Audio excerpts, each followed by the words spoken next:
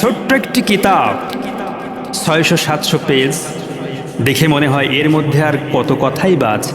কিন্তু এই ছোট্ট একটি কিতাবের ব্যাখ্যা, এর ওয়াজ, এর তাফসীর, এর ব্যাখ্যা এত বিশাল, এত বিশাল, পৃথিবীর মানুষ এবং জিনের হায়াত শেষ হয়ে যাবে, তারপরও এই কোরআনের আগামাথা মানুষ করতে পারবে না।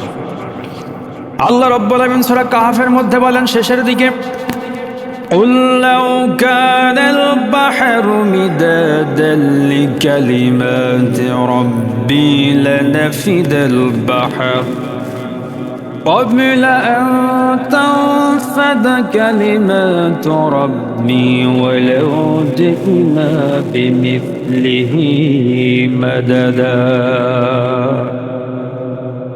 মানুষকে জানিয়ে দিন এই কোরআনের ব্যাখ্যা এত বিশাল।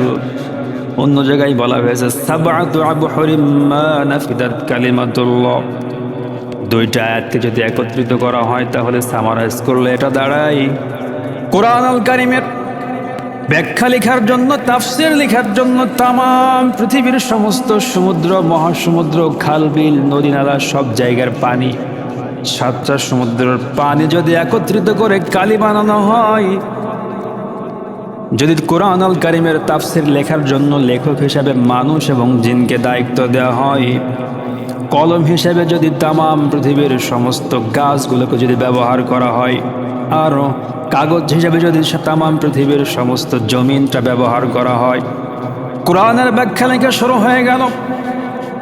লিখতে লিখতে 7 সমুদ্র, মহাসমুদ্রের পানিগুলো শেষ হয়ে যাবে। আবার যদি 7 সমুদ্র ভরে দেওয়া হয়, লিখতে লিখতে সেগুলো ফুরিয়ে যাবে, কলমগুলো ক্ষয়ে ক্ষয়ে শেষ হয়ে যাবে, জমিন এদিক থেকে ওদিকে শেষ হয়ে যাবে, জিন এবং মানুষের হায়াত শেষ হয়ে যাবে।